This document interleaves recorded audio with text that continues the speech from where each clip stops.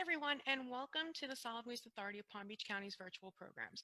My name's Mary, and I'm one of the education specialists. And today we have Kyle, who is the operations manager for Renewable Energy Facility 2, taking us behind the scenes to explore a little bit.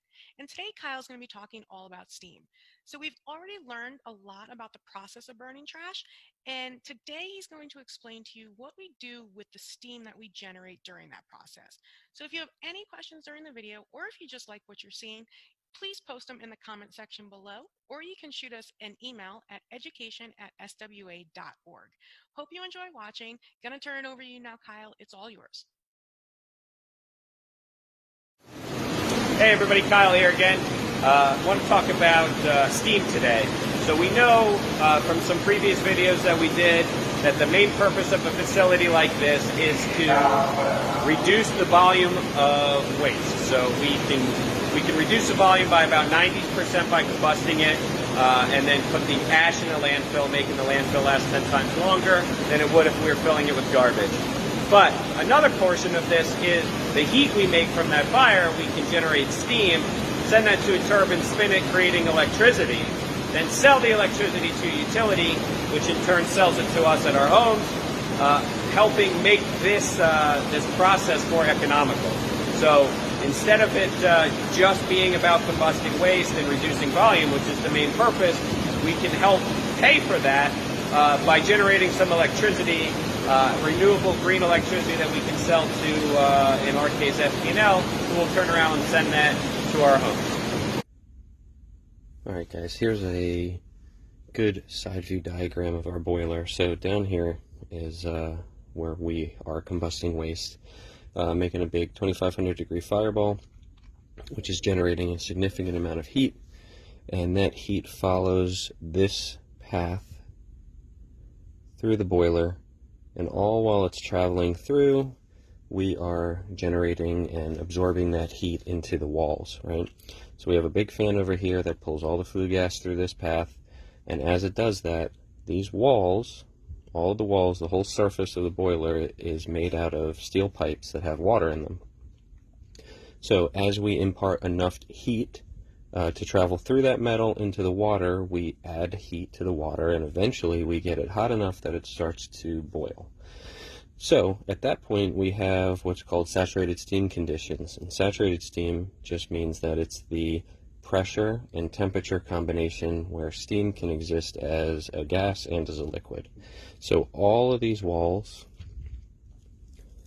all of these generating bank tubes, and including our steam drum, are all under saturated steam conditions.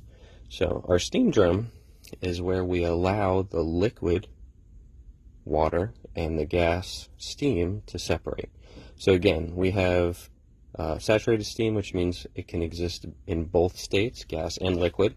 And from here, from our steam drum, we actually take the steam portion and we pull the steam off the top. Because the water is more dense, it stays at the bottom, and the steam rises to the top. We take that, we put it into our superheater, and we take saturated steam, we bring it to superheated conditions, and then we take that superheated steam and send it to our turbine.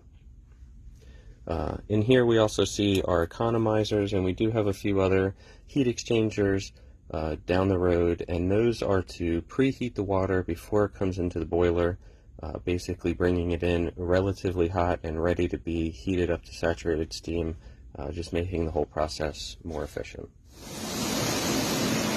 Hi everybody, we're here, top level of our boiler house, so this is the very top of our boiler.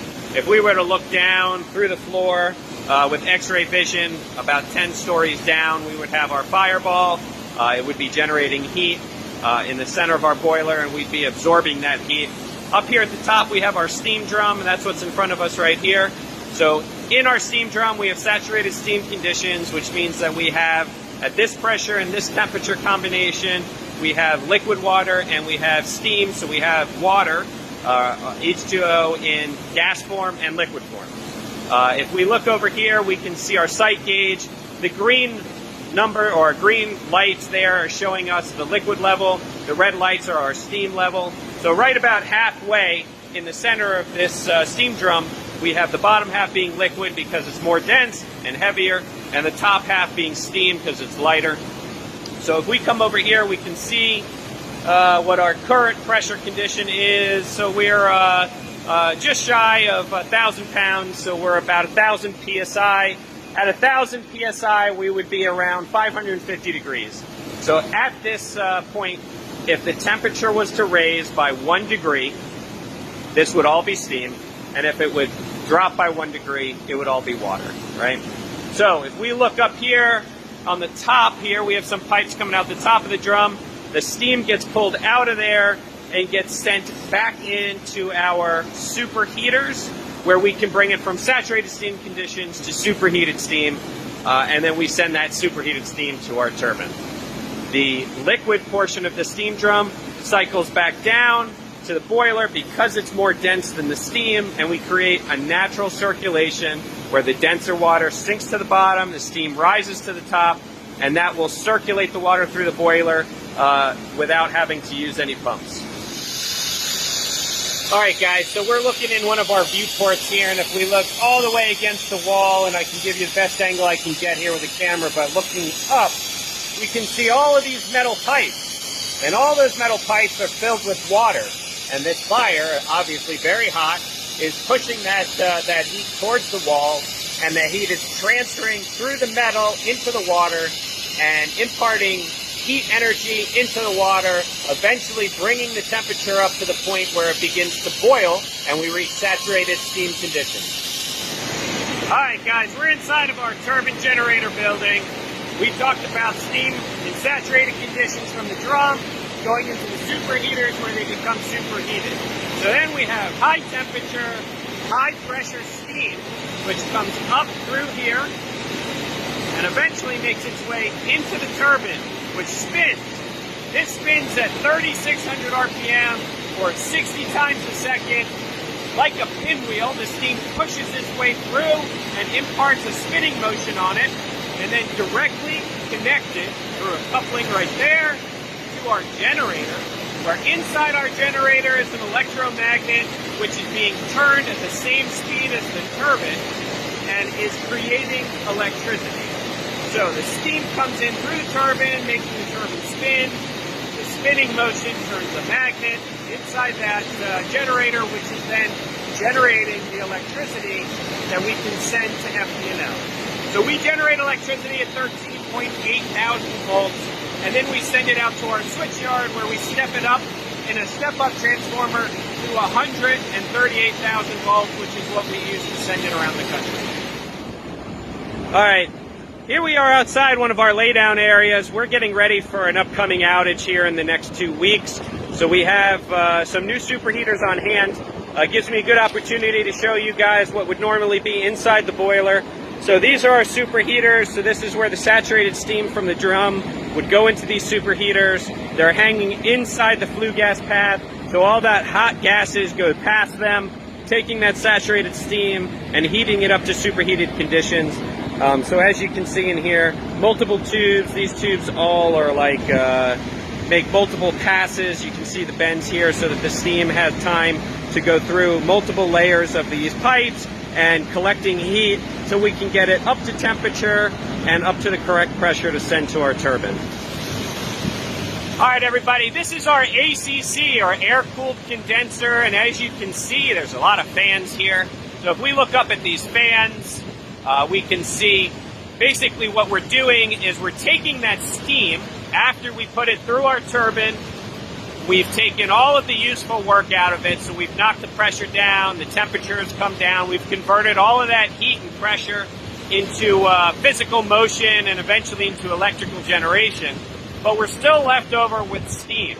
And we want to reduce that back to a liquid state so that we can put it back in the boiler and start that process all over again. The water we use inside of our boilers going to our turbines are very, very pure, and it's very expensive to make that water. So we want to reuse it. So this is how we do that. We've got these fans. These fans are pulling an upward draft. Heat naturally wants to rise, so we're helping that by using these fans to push the air up, relatively cool atmospheric air up. And inside there is a series of metal pipes where the steam is inside and we're pushing this relatively cool air past them and cooling that steam until it condenses back into a liquid, right? So this is really just a giant, oversized radiator. All right, so here's the top side of these fans. So if we were to look through all of these fin tubes on the downside, there would be a fan blowing relatively cool air up through these, and inside each one of these pipes is our steam slowly being condensed back into a liquid so we can put it back inside the boiler to be reused again. Thanks again for watching, everybody, and hope you learned something new about our Renewable Energy Facility 2 from Kyle. Please check our Facebook or our website at swa.org/education to see the rest of this week's educational programs or to check out any of the recordings of the ones that you may have missed previously. Hope you have a great day.